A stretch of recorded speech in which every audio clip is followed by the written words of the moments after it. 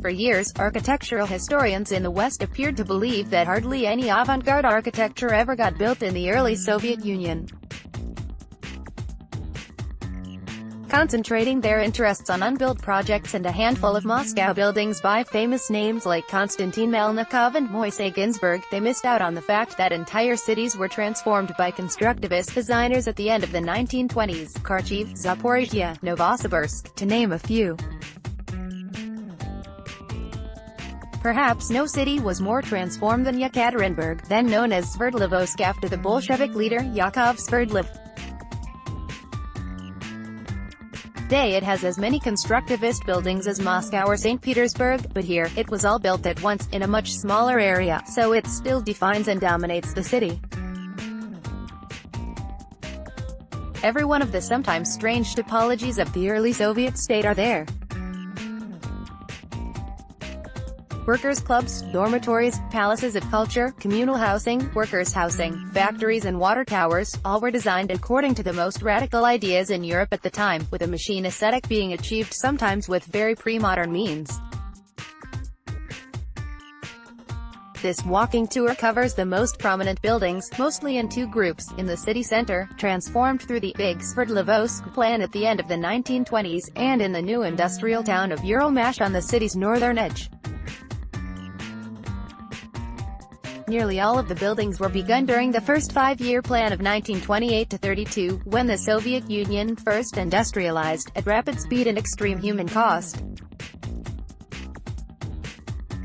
Unlike in many other cities, most of the buildings escaped being caked in stone and ornament when Stalin and his associates banned constructivism during the construction program of the second plan, so the city has an almost unrivaled legacy from the revolutionary era, something that many local activists and enthusiasts in Yekaterinburg have tried to make their own. Many of the best constructivist sites in central Yekaterinburg can be seen by walking down the main thoroughfare, Prospect Lenina. You should start at the intersection with Ulitsa Luncharskogo, where the curved facade of the Hotel Izet leads onto the housing complex known as Gorodok Chekistov, or Chekists Village, Prospect Lenina 69, Architects I. P. Antonov, Benjamin Sokolov and Arseny Tumbasov, 1929-36. The largest, most iconic, and most sinister of the city's avant-garde complexes, this was a new district entirely for members of the secret police, NKVD, and their families, and is much larger than the builder's village over the road, a city within a city, which was originally gated. The fences were removed under Khrushchev, but the gate posts are still visible. It comes in two distinct parts, rows of multi-story flats with bay windows, in a sort of cubistic version of Brooklyn or Glasgow, and a street frontage made up of a club and a 10-story tower, which on plan are claimed to resemble a connected hammer and sickle.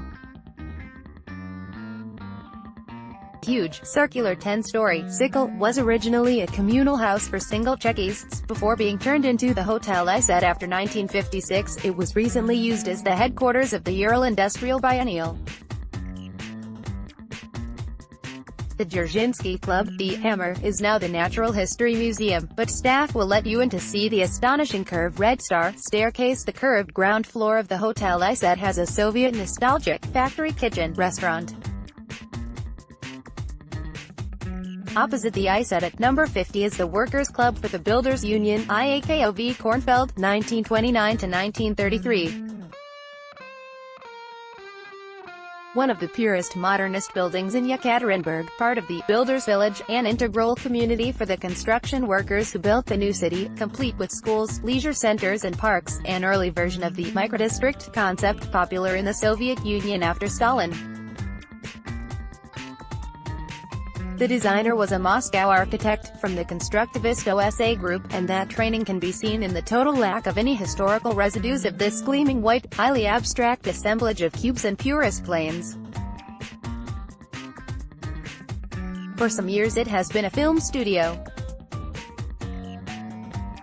Walk west down the prospect, past a statue of Sverdlov himself striking a strident pose, and on your right at number 49 you can see the House of the Press, Georgy Golubev, 1929-1930.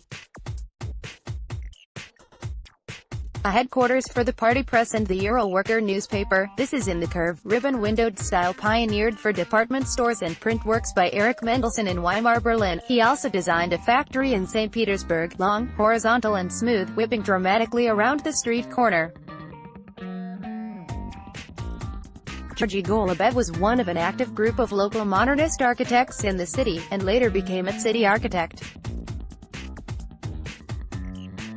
Further along at number 39 is the House of Communications, Konstantin Solomonov and Benjamin Sokolov, 1929–34, that served as the post office, central telegraph office and general communications center for Big-Sverdlovsk, and the rapidly industrializing Urals. Its staggered, angular composition and strongly vertical strips of windows make it similar to telephone exchanges at the same period in Kharkiv and Moscow.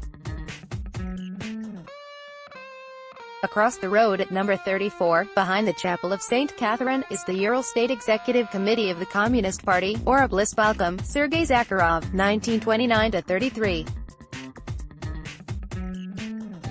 Located right in the center of the city, this office block is broken up into several distinct parts, some with ribbon windows, some with asymmetrical balconies, others in a more conventional blocky style, connected by three enclosed overhead walkways, an example of the Constructivists' three-dimensional, slightly sci-fi approach to spatial planning. At this point you are at the southern base of the city pond, the lake at the heart of Yekaterinburg, around which numerous other constructivist curiosities are clustered. Walk past the water and turn right onto Prospect 8 Marta. You can also walk up the waterfront if you prefer the view. At number 1 is the House of Old Bolsheviks, Ivan Antonov and Leo Weiss, 1933. The Society of Old Bolsheviks was founded in 1922 for veterans of the revolutionary struggle, and often built communal housing complexes for its members. One stands on the Neva in the center of St. Petersburg. This example is a block of strongly right-angled, geometric flats, with a communal garden. Across the pond you can see the low, white and blue structure of the Dynamo Sports Complex, Benjamin Sokolov, 1929–34, which is well worth a stroll around the waterfront to admire up close.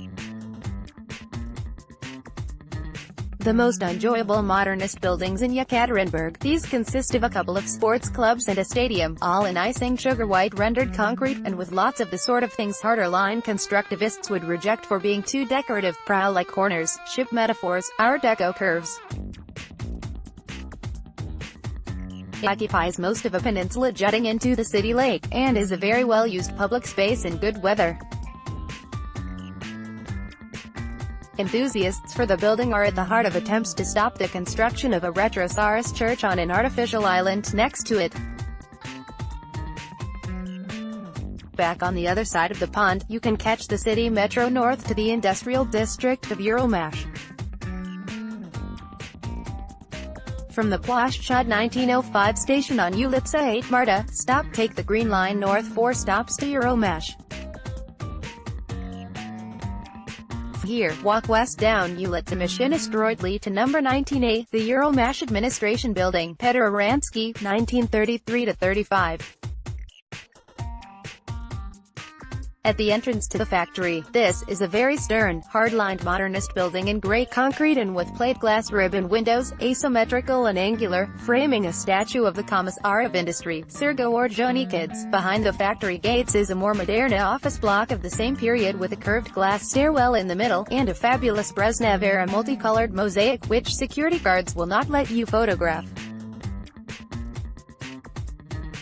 On the other side of the square is the beginning of the pedestrianized Ulitsa Kulturi, whose first building is the Hotel Madrid, 1928–34. This was originally a modernist design, by Bela Scheffler, one of the many German architects to flee to the USSR during the rise of Nazism, a vigorously expressed corner facing a green square in Uralmash's war memorial. An urban myth has it that it was intended to be a hotel for Spanish refugees during the Civil War, hence the name, but for most of its history it was a women's dormitory, and it is now almost entirely disused. The building was classicized in the second half of the 30s, with tacked-on balustrades and decorative columns, placing it somewhere between the geometric severity of modernism and the authoritarian classicism that followed it. Its original architect, a Bauhaus graduate and KPD member, was executed in 1942, a victim of Stalin's xenophobic purges, a grim end to what was once an internationalist story. 2 buildings down at number 3 is the microdistrict's Palace of Culture, Valery Paramonov, Moisei Reicher and Bella Scheffler, 1929-33. Left half derelict after a 2008 fire, this is a multifunctional cultural center for the new town, built closely into its residential streets, with 2 partly glazed stairwells and a columned entrance, its symmetry showing an early move towards classicism and monumentality. In order to finish your tour at one of Russia's most astonishing avant-garde buildings, continue walking up Ulitsa Kultury, which doglegs at number 21, until you get to the highway on Ulitsa Donbayskaya. On your right will be the so-called White Tower, which was in fact once the Euromash Water Tower, Moisei Reicher, 1928-29.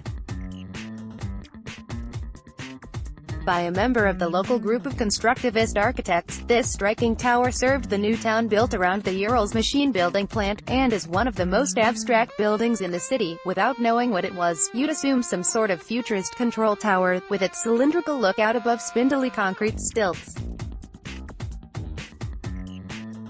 It is being slowly restored by a group of local preservationist activists, and occasionally shows films and exhibitions in the warmer months. Want more stories delivered to your inbox? Sign up to our newsletter here.